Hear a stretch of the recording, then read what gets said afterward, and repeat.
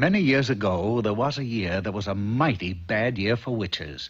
They were everywhere, big ones, little ones, ugly ones, and uglier ones. In fact, there were so many that there just weren't enough people to go round to cast spells upon. Let go! I want to put him to sleep for 100 years! You let go. I'm going to change him into a chicken. But I saw him first! You did not. It got so bad that even the witches couldn't tell which witch was which.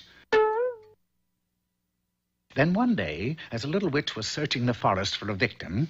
If I don't find somebody to cast a spell on pretty soon, I'll... Then suddenly, the witch saw a little frog sitting on a log near a pond. Well, what have we here? We have a frog. What have we there? I'm a witch. That figures. And I'm going to cast a spell on you. Oh, come now. I'm already a frog. What else could you do to me? But the witch was desperate, and with a wave of her hand, she changed the frog into a handsome young prince.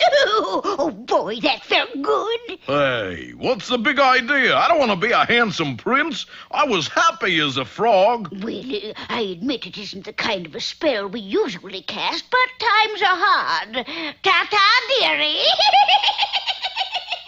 The young prince went back to the log and squatted down where he used to sit as a frog and dreamed of catching flies, but somehow it just wasn't the same. He even tried a few croaks. Me.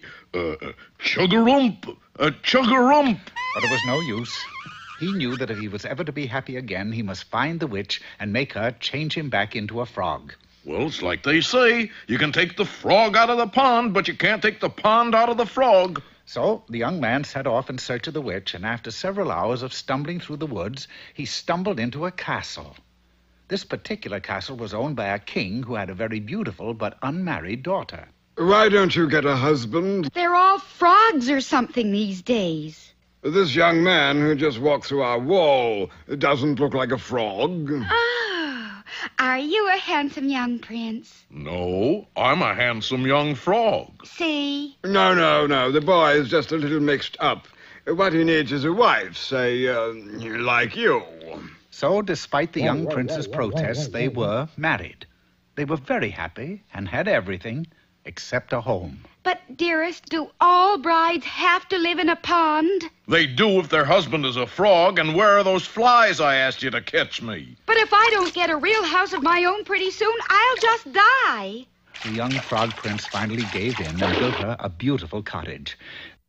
Then one day, when he was in the yard casing a June bug, a witch came by. Oh, goody, a handsome young prince. Probably the last one left in the kingdom, and he's all mine. I'll change him into a Frog? Good idea. A frog it will be. That night, at the dinner table... You know, honey, you've insisted that you're a frog for so long that you're even beginning to look like one. But I keep telling you I am a frog, and if we don't move back to the pond, I'll just die. Just then, the little witch who had originally cast a spell upon him came by and was amazed to see that he'd returned to a frog. Mighty strange. Usually when I prince 'em, they stay princed. Well, I'll try again. Only this time, he was changed into a chicken. Well, that did it. And deciding that it was time to call a halt to such nonsense, he angrily stormed into the witches' union where he confronted the head witch. Now look, first I was a frog, then a prince, and now I'm a chicken. I've had enough King's X. Okay, I'll change you back to whatever you say. What would you like to be? Be a prince, honey. Yeah, a prince. So be it. Here, Prince. Nice prince. Not that kind of a prince. Oh, sorry. But try as she would, the old witch couldn't change him into a prince, so she finally returned him to a frog. Whew. I'm sorry, dearie, but you've been bewitched so much that I just can't make a prince out of you. The poor frog was confused and very sad. He turned to his wife and said, Will you still love me even though I'm just a frog? Well... Chug-a-rumph. Yes.